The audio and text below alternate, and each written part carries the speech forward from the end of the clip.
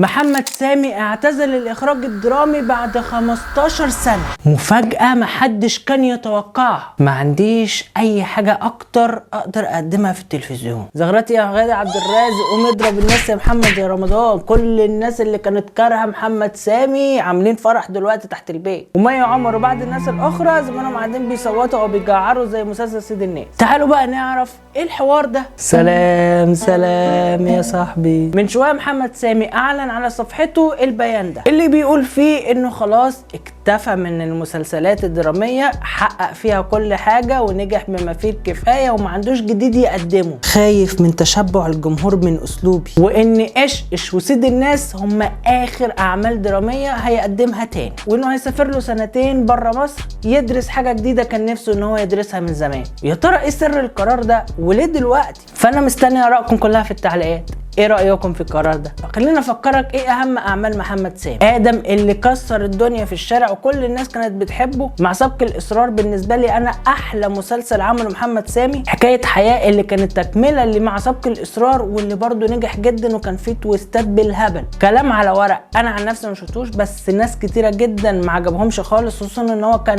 يعني بيجرب طريقة جديدة في التصوير وما كانتش احسن حاجة، وناس كتيرة قالوا ده يعني خلاص جاب العيد. الاسطوره واحد انجح الحاجات اللي هو عملها في حياته كلها واللي هي حطيته ترند رقم 1. ولد الغلابه واللي هو حرفيا بريكنج باد الغلابه، واللي هو برضو نجح شويه ولكن مش نفس نجاح مثلا الاسطوره. البرنس واللي كان ثالث افضل عمل ليه من وجهه نظري. انا مش قادر انسى طبعا الظلم اللي حصل لرضوان البرنس وبعض المشاهد اللي كان فيها احمد زاهر وروجينا ولما البنت الصغيره سابوها في الشارع. لا يا جماعه ايبك يا جماعه. نسل الاغراب هو اكتر عمل خد سف في التاريخ ولدرجه ان هو لحد دلوقتي ما بقاش يتعرض. جعفر العمدة وتاني افضل عمل ليه بالنسبه لي واكتر عمل شاف نجاح من اخر مثلا 5 سنين والترند من اول حلقه لاخر حلقه، واللي كان حابس انفاس الناس كلها والناس كلها بتحبه وبتتكلم عنه في الشارع والسوشيال ميديا والقهاوي وكل مكان. واخيرا نعمل افوكاتو السنه اللي فاتت، وبعدين بنختم السنه دي بايش وسيد الناس.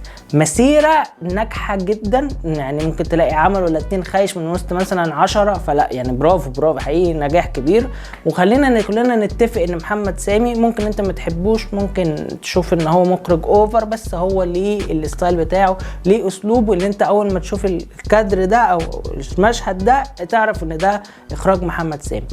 طبعا ليه مشاكل كتير جدا مع ناس كتير، اللي هو انت كل سنة سنتين لازم تشوف له خناقة مع ممثل او خناقة مع ممثلة، ابرزهم طبعا غادة عبد الرازق ونسرين امين وغيرهم. وان هو طبعا كان بينجم مراته بما فيه الكفاية وبيعمل الادوار، خصوصا ان مي عمر تظهر فيه، ولكن كل ده يشفع برضو ليه اعماله الناجحة زي جعفر العمدة وزي مع سبق الاصرار وغيرهم. انا عن نفسي يمكن اكون في وقت من الاوقات كنت بحب محمد سامي جدا، لان هو كان في البداية مجتهد وبيحاول ان هو يعمل حاجة جديدة قبل ما يستسهل ويعرف الحاجة اللي الناس بتحبها قوي ويبدأ ان هو يمط فيها ويكرر مرة و2 و3 لحد لما بقى متوقع وبقى حاجة نقدر نقول عليها كرينج.